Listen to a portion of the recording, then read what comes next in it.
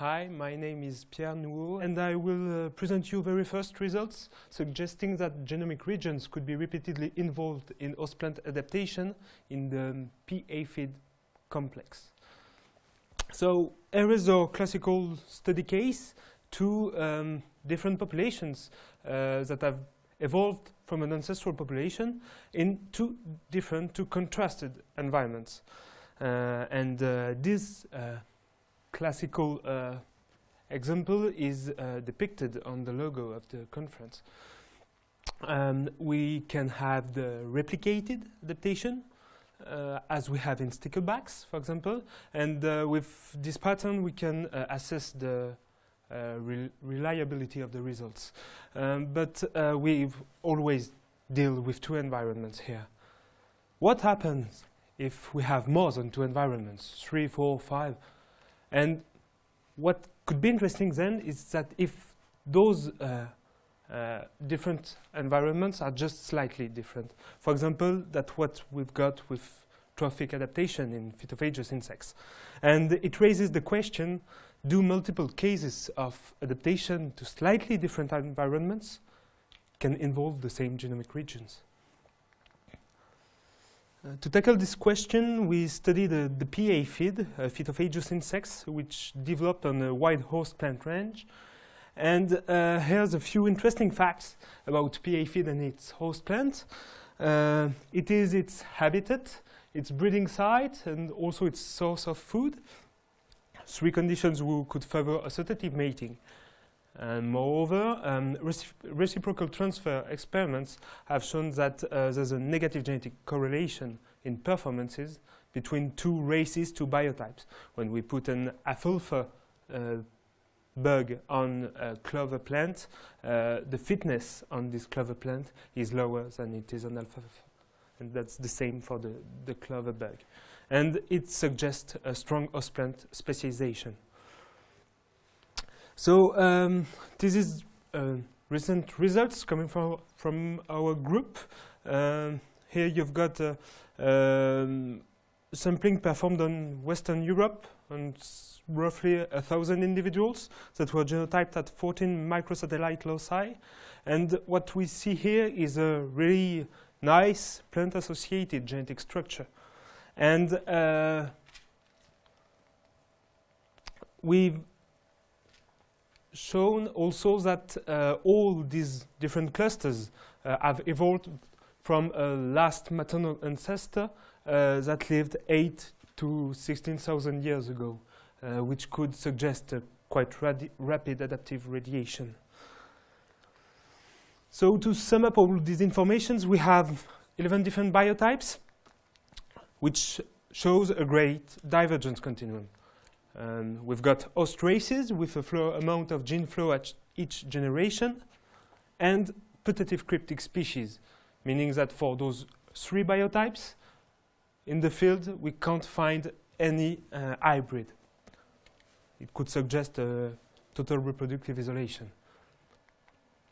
So the purpose of this study was to identify genomic regions that are implied in host plant adaptation. First, we focused on the three most common biotypes, pea, clover, and alfalfa, with a quite big number of markers, a classical genome scan approach. And in the second step, we tried to assess the validity of those results in the remaining biotypes. So here's the genome scan. We did a hierarchical sampling of three biotypes in 3 different sites in Eastern France and Switzerland. And we genotyped all these individuals at 400 microsatellite loci.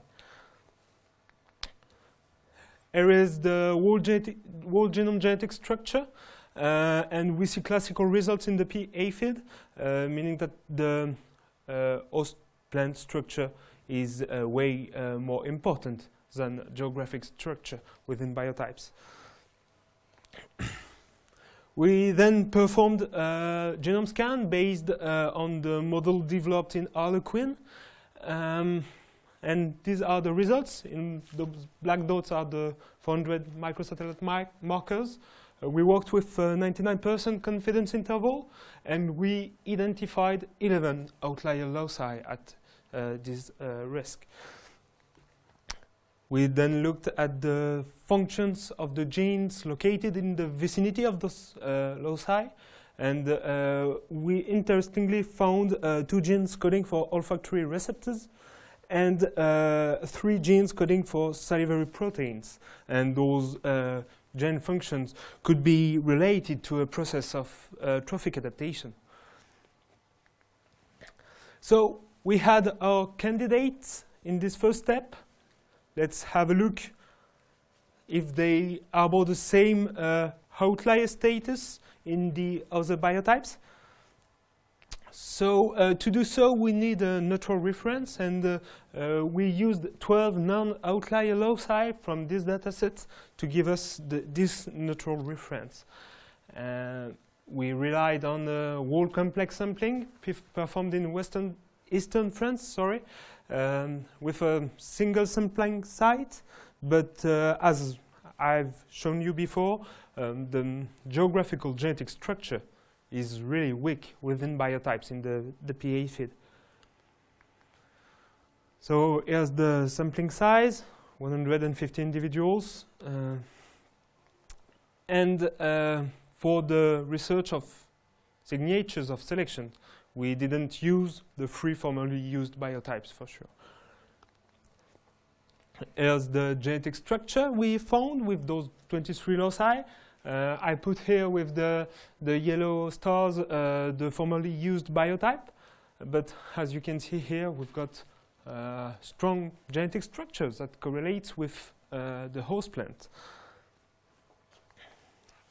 And here's the results of the research of signatures of selection. We're not strictly speaking in a genome scan here. We've got an hypothesis on those first outlier loci. So in green here, you've got the 12 non-outlier loci, and in black and red, the outlier loci we have previously identified. And interestingly, 4 of those outliers are still outliers at the whole genome, whole biotype, whole complex level, and always with high level of divergence. These outliers are still interesting in terms of functions, because we found the 2 genes coding for olfactory receptors that are near those outliers. And it raises the question, those high levels of divergence, what are they due to? Which biotype contribute to this pattern? And to tackle this question, we performed trees for each of these outliers. Trees based on allele sharing distance. So those trees here can segregate the different biotypes, okay? And we then looked at the allelic frequencies in each biotype. These are the diagrams depicted here. And for this analysis, we took the 11 biotypes. And what's interesting here is that we can do sort of clusters in a pure qualitative manner, trying to cluster biotypes that seems a bit similar. And we can do it for each 4 outlier here. And we can see 2 important things here. First, the results are quite difficult to interpret. And then we always cluster different biotypes together with each different outlier. So this is very work in progress here, but I try a tentative conclusion. So we identified 11 outlier loci with our genome scans in the 3 most common biotypes. And 4 of these outliers were also identified in the 8 remaining biotypes. Those outliers are in the vicinity of candidate genes. like salivary system, because aphids have developed salivary effectors that can knock down the mechanisms of plants for protect them against the feeding of aphids.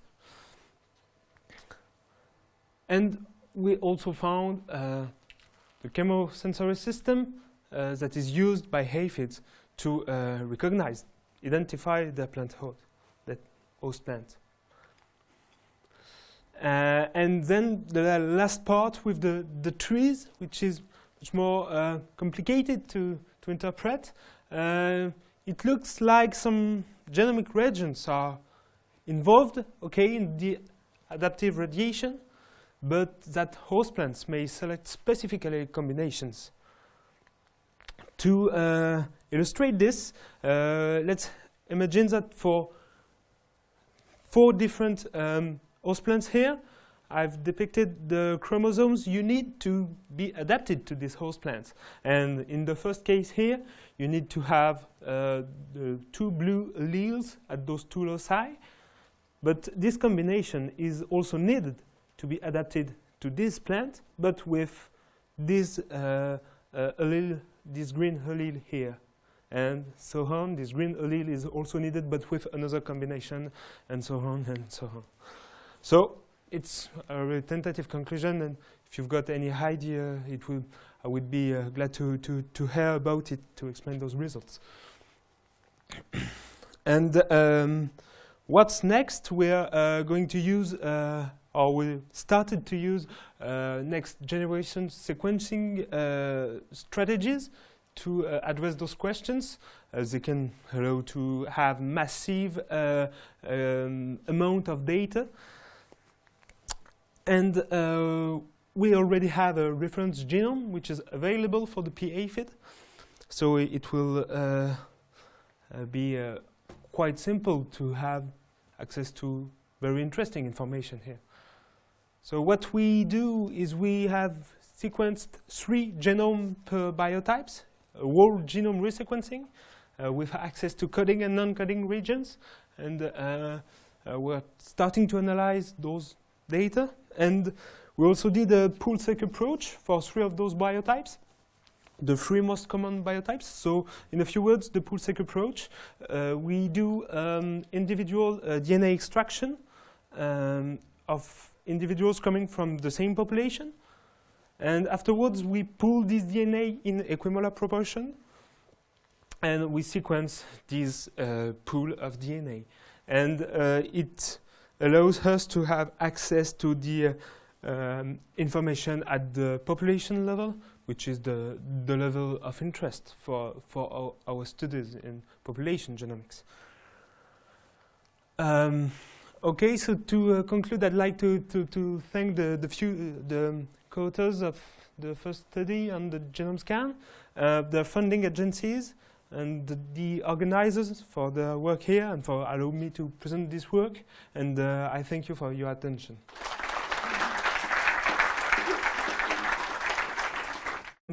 And with this pattern, we can assess the reliability of the results. But we always deal with 2 environments here. What happens if we have more than 2 environments, 3, 4, 5? And what could be interesting then is that if those, to tackle this question, we studied the P aphid, a phytophagous insects, which developed on a wide host plant range. And here's a few interesting facts about P aphid and its host plant. It is its habitat, its breeding site, and also its source of food. 3 conditions whose different environments are just slightly different. For example, that's what we've got with trophic adaptation in phytophagous insects. And it raises the question, do multiple cases of adaptation to slightly different environments can involve the same genomic regions? Hi, my name is Pierre Nouveau, and I will present you very first results suggesting that genomic regions could be repeatedly involved in host plant adaptation in the P aphid complex. So here is our classical study case. two different populations that have evolved from an ancestral population in two contrasted environments. This classical example is depicted on the logo of the conference. We can have the replicated adaptation, as we have in sticklebacks, for example.